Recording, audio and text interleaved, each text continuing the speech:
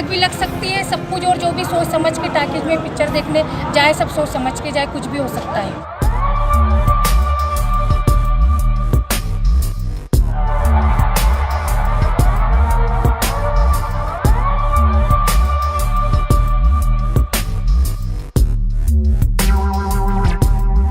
Sanjay Leela Bhansali's script has inherited a particular view of what the land of India is.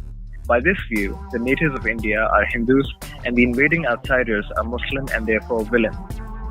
It is believed that there was once a golden age of the Hindu Raj which was decimated and destroyed by the invaders. This narrative is an inheritance of misplaced and faulty 19th century colonial historiography and to this day has been internalized by people. The film inadvertently perpetuates this ahistorical narrative by legitimizing it.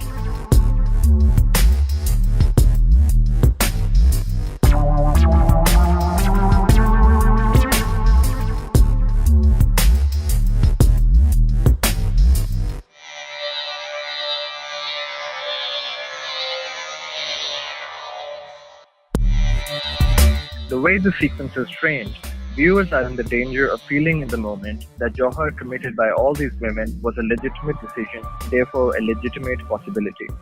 The language of morality, the language of integrity, and the language of ethics has been taken up to legitimize this really repulsive practice.